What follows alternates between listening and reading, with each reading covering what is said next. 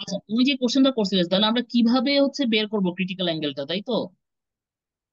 মানে বুঝবো কিভাবে যে এটা এখন ক্রিটিক্যাল অ্যাঙ্গেল, এর জন্য পুরো রিফ্লেক্ট করবে আর আচ্ছা, কিছু এইটা হবে বের না? করা খুবই সহজ একটা ওয়ে। দেখো, ধরো সাপোজ আমি তোমাকে হচ্ছে যে জি মিডিয়াম থেকে এয়ার মিডিয়ামের রিফ্রেক্টিভ ইন্ডেক্সটা বলে দিছি, ঠিক আছে? সাপোজ এটা কোনো একটা ভ্যালু, ঠিক আছে? ধরো আমি বলে দিলাম 0.707, বুঝতে পারতেছো? এখন আমাকে হ্যাঁ। বলো তো, সাইন আই, এই সাইন আই এর জায়গায় আমি বসাবো ক্রিটিক্যাল অ্যাঙ্গেল, আর আর এর জায়গায় কত বসাবো বলো তো? ক্রিটিক্যাল অ্যাঙ্গেলের জন্য রিফ্লেক্টেড। রিফ্লেক্টেড অ্যাঙ্গেল কত হয়? 90 ডিগ্রি না? হ্যাঁ। সাইন 90 ডিগ্রি ভ্যালু কত? 1 না? 991, হ্যাঁ। এখান থেকে থিটা সি বের করা যাবে না? এবার বুঝতে পারছো? অর্থাৎ তুমি যদি ডেন্সার মিডিয়ামের রেসপেক্টে লেস ডেন্স মিডিয়ামের রিফ্রেক্টিভ ইন্ডেক্স জানো, সেটার সাইন ইনভার্স করলেই তুমি ক্রিটিক্যাল অ্যাঙ্গেল পেয়ে যাবে। এবার বুঝতে পারছো?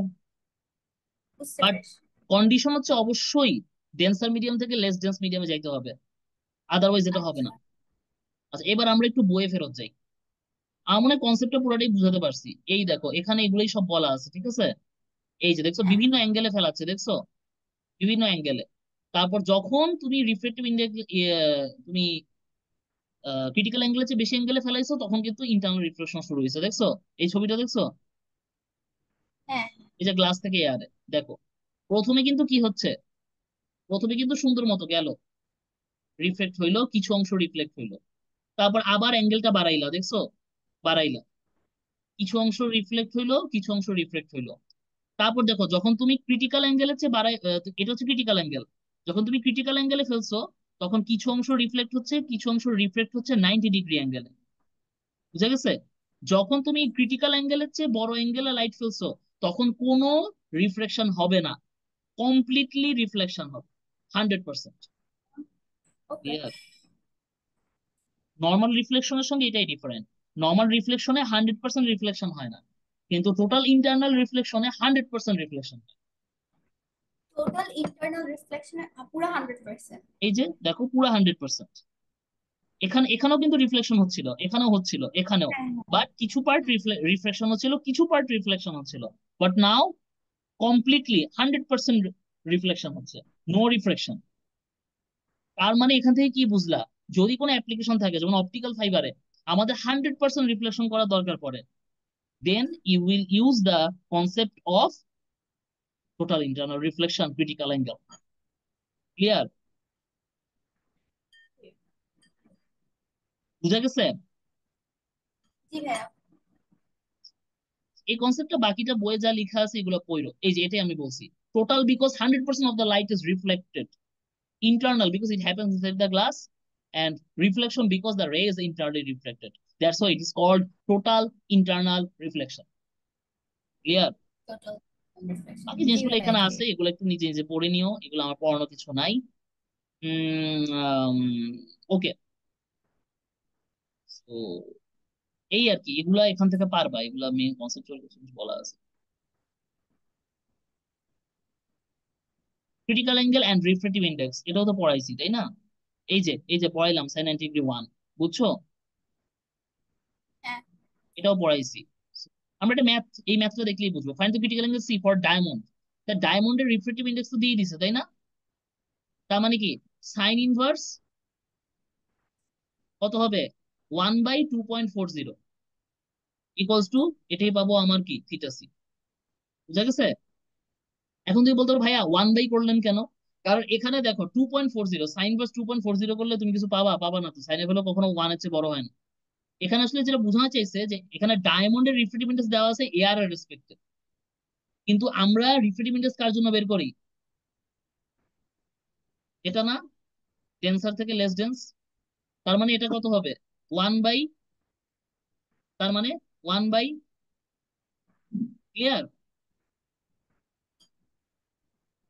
1/, হ্যাঁ। মানে মানে সাবজেক্ট করতে ঠিকঠাক করতে হবে সেম ইকুয়েশনটাই তো। Yes, right. তোমাকে এখানে দেওয়া আছে এয়ার রেসপেক্টে ডায়মন্ডের, কিন্তু এয়ার রেসপেক্টে, এয়ার থেকে ডায়মন্ডে লাইট রে গেলে কি কখনো টোটাল ইন্টারনাল রিফ্লেকশন হয়? হয় না তো। তাহলে তো ডেন্সার মিডিয়ামে যাচ্ছে। টোটাল ইন্টারনাল রিফ্লেকশন কখন হয়? যখন ডেন্সার থেকে লেস ডেন্সারে যায়। বুঝা গেছে? তার মানে এটা হবে ডায়মন্ড থেকে এয়ার। কারণ ডায়মন্ড থেকে এয়ারের তো দেওয়া নাই, কিন্তু এয়ার থেকে ডায়মন্ডের তো দেওয়া আছে। তো ডায়মন্ড থেকে এয়ারেরটা কত হবে? 1/এয়ার টু ডায়মন্ড। ক্লিয়ার? হ্যাঁ, এখন ক্লিয়ার। বুঝতে পারছো?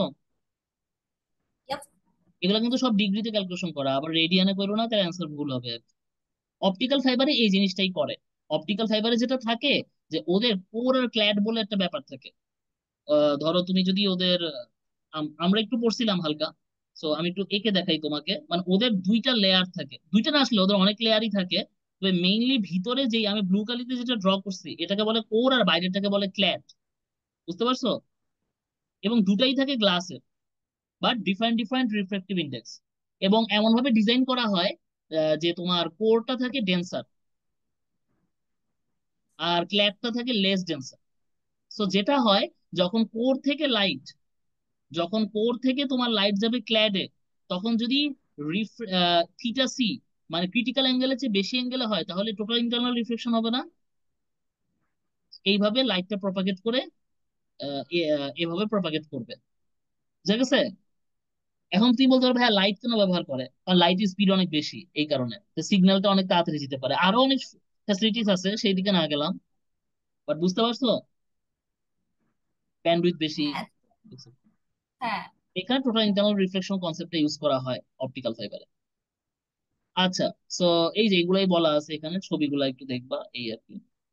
আর অনেক কাজেই ব্যবহার করা হয়, যেমন বিভিন্ন আছে এখানে অ্যাপ্লিকেশন গুলো পড়ো, এগুলো তো আর আমি মুখস্থ করি না। অ্যান্ডোস্কোপি তো মনে হয় ইউজ করে। ঠিক আছে? এখানে কিছু কথাবার্তা বলা আছে, এগুলো পড়ো, এগুলো পড়া। আজকে কি লেন্স পড়বা? এটা পড়ে ফেললে তাহলে আমি কোয়েশ্চেন্স বাসায় কমপ্লিট করতে পারবো। আচ্ছা, লেন্স তো অনেক বড় টপিক। আজকে আচ্ছা, তো তাহলে লেন্স, নেক্সট ক্লাস করবো।